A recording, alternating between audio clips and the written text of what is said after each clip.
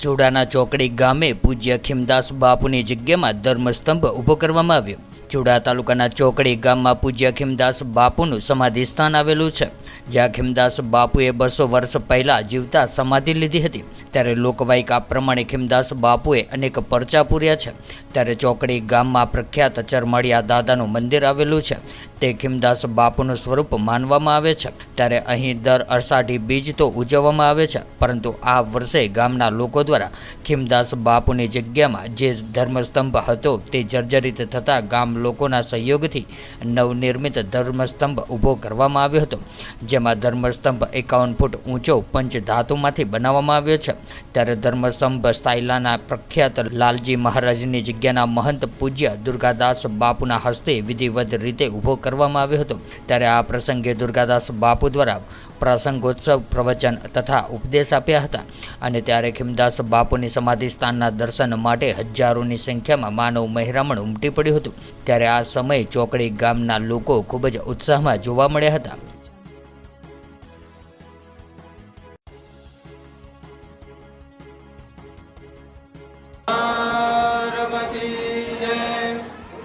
शान्तं शाश्वतं प्रमेयमनघं निर्वाण शान्तिप्रदं ब्रह्मा शम्भु फणेन्द्र सेव्य मनीषां वेदांत वेद्यं विभुं रामाख्यं जगदीश्वरं सुरगुरु माया मनुष्यम हरे वंदे हम करुणाकरं रघुवरं श्री भूपाल चूड़ामणि। बोलो श्री रामचंद्र भगवान की। बोला बता बेजा बोला नीचा भगवान की।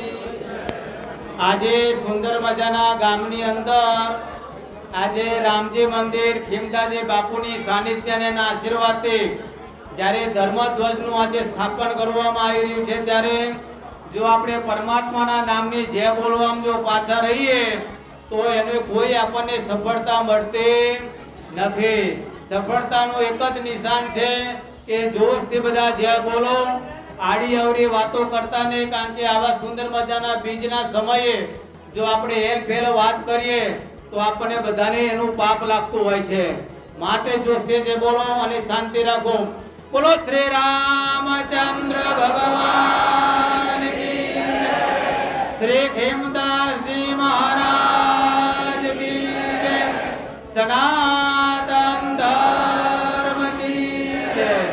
हाँ હવે બરોબર દેવી ને દેવતાઓથી સુરક્ષિત આપણું આ ચોકડી ગામ, જે ગામ વચ્ચે સાક્ષાત અહીંયા ખીમદાસજી મહારાજ બિરાજમાન થઈ એમને સુંદર મજાની જીવન સમાધિ દ્વારા જ્યાં ભગવાન રામચંદ્રજીની પણ હાજરી હોય અને એની પણ આજે કૃપા છે અને ખીમદાસજી મહારાજને કોઈ કંઈ પણ આજે સંકલ્પ હશે જેનો પરિપૂર્ણ કરવા માટે સમગ્ર ગામ મળીને આજે સુંદર મજાના ધર્મસ્તંભની સ્થાપના કરવા જઈ રહ્યા છે। બ્રાહ્મણોસ્ય મુખમાં છેદ બાહુરાજન્યકૃત વિદ્વાન બ્રાહ્મણો આજે મંત્ર બોલી રહ્યા છે। હું જ્યારે સભાઓમાં જતો કોઈ પ્રતિષ્ઠા તે ખાતમુહૂર્તમાં દરેક વ્યક્તિઓને ગામડે ગામડે વાત કરતો હોય કે કોઈ પણ સુંદર એવું કામ કરવું હોય તો બ્રાહ્મણ ગુરુનામ ગુરુ વિદ્વાન બ્રાહ્મણોની પાસે બોલાવી વૈદિક મંત્રો દ્વારા ખાતમુહૂર્ત કરાવો, પ્રતિષ્ઠા કરાવો કે લગ્ન કરાવો, પણ જ્યાં સુધી વિદ્વાન આજે વિદ્વત્તા ભર્યા મંત્રોનું ઉચ્ચારણ ન થાય ત્યાં સુધી આપણને કોઈ કામની સફળતા મળતી નથી। માટે હું આવ્યો ત્યારે અહીંયા સુંદર મજાના બ્રાહ્મણો આપણા વૈદિક મંત્રો બોલતા હતા। મને બધો ખ્યાલ આવે કે આ મંત્રો સત્ય ને સાચા બોલાઈ રહ્યા છે, કારણ કે આ બધા મંત્રો મને ભાવે છે। શાંતિ પાઠ ભાવે, શસ્ત્ર શીર્ષા પૂર્વકા એ સિવાયના તમામ મંત્રોનું મને જ્ઞાન છે। એટલા માટે હું કહું છું કે સુંદર એવા વિદ્વાન મંત્રો બોલાય ત્યાં આપણને કોઈ દિવસ કોઈ વિઘ્ન આવતું નથી અને સુંદર રીતે આપણો સંસાર પાર પડી જતો હોય। આવા પવિત્ર દિવસે માને કે અષાઢી બીજ, આજે તમે કચ્છ ભુજની અંદર જાઓ તો બીજનું આજે મોટા મોટું માતમ હોય, પરંતુ આજે સમગ્ર ગુજરાતની અંદર અષાઢી બીજ એટલે મોટા મોટી બીજ કહેવાય।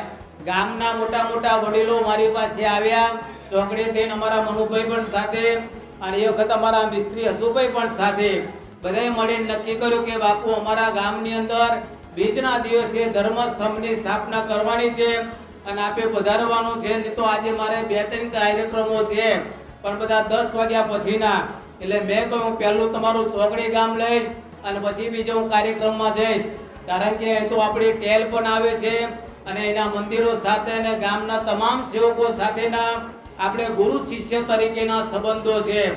વાલા ભાઈઓ, આજે સુંદર મજા ધર્મસ્થળની સ્થાપના ઘણા આવા મંદિરોમાં હોય છે અને કરવી જોઈએ, કારણ કે જ્યાં જ્યાં રામનું મંદિર હોય ત્યાં આવા ધર્મસ્થળની સ્થાપના હોય ને તો ભલે કોઈકને ત્યાં કંઈક એવો પ્રસંગ બન્યો હોય, મંદિરે ન હોય તો પછી ધર્મસ્થળના જે દર્શન કરી લઈએ ને તોય આપણે ભગવાનના દર્શન કર્યા બરાબરનું જ ફળ મળતું હોય છે. કેટલા માણસો રામને પણ નથી માનતા, કેટલા માતાજીને પણ નથી માનતા અને કેટલાક શિવજીને પણ નથી માનતા, કેટલાક કૃષ્ણને પણ નથી માનતા. એવા આપણા ગુજરાત રાજ્યમાં એવા સાધુઓ છે, બધા વાતે નથી પણ એવા સંતો છે ત્યાં બધા એને કોઈને માને નહીં અને કહે છે કે અમારા જ ભગવાન આચા, અમારા જ ભગવાન તમને લેવા આવશે ને વૈકુંઠમાં લઈ જશે.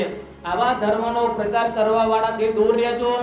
રામ બાપનો બાપ છે, રામ સિવાય મારું તમારું કલ્યાણ થઈ શકતું જ નથી. અને એક આપણા ગુરુ મહારાજ, દરેકને વંદન કરો, કોઈ પણ માતાજી હોય, કોઈ પણ દેવ હોય, એને થડે જઈને આજે તેને શ્રીફળ કે પ્રસાદી ધરાવો, પણ ઘરની અંદર આપણી કુળ દેવી અને આપણા ઈષ્ટદેવ ભગવાન રામના દીવાન અગરબત્તી થાય, ધૂપ ધુમાડા થાય. બાકી દરેક દેવોને આજે તમે પ્રસાદી ધરાવી શકો છો, નારિયેળ પણ ધરાવી શકો છો. માટે આવા સુંદર મજાનું રામજી મંદિર, એમાં આજે ખીમદાસજી મહારાજની ભલે નથી મારી તમારી વચ્ચે પંચભૌતિક શરીર દ્વારા, પરંતુ અલૌકિક દ્રષ્ટિએ અહીંયા સ્વયં સાક્ષાત બિરાજમાન બનેલા છે. એ આપણે બધાને જોઈ રહ્યા છે કે કોણ કોણ બધા સુંદર મજાના પ્રસંગમાં આવ્યા. માટે વાલા ભાઈઓ, આવું સુંદર મજાનું ગામ તો બહુ મોટું. મને જ્યારે આવ્યા કે બાપુ થોડુંક દૂર છે ને આપણે પ્રતિષ્ઠા કરવા જવાનું છે ત્યાં, પણ હું જ્યારે ગાડી બેઠો સારું છે મને હલાવ્યો નહીં તો મારા કિલોમીટર એ ઓલા થાત. પણ ગાડીમાં સામાયો અને ગાડીમાં બેઠા સીધા એ પહોંચ્યા. તમારા દરેકને ખૂબ પ્રેમ ભક્તિ ભાવના જોઈને આ જગ્યા પ્રત્યેની જે તમારી લાગણી છે એ ખરેખર બહુ આનંદની વાત છે. ગામના સાધુ સંત બ્રાહ્મણને પહેલા આપજો. 10મો ભાગ પહેલા તમારા રામજી મંદિરનો કાઢવો, તમારા આજે કોઈ માતાજીનું મંદિરનું કાઢવું. સાધુ ને બ્રાહ્મણો ગામના દરેકને હાચવજો, પછી સાયલા મંદિરને વધે તો આપવાનું, પણ પહેલું આપણું ગામ પહેલા અને આપણા ગામના સાધુ ને બ્રાહ્મણો પહેલા. એને તમે જો દાન આપશો, તેના આશીર્વાદ મળશે તો આપણા ગામની સારા ગામની કન્યાઓ આપણા ગામમાં આવશે.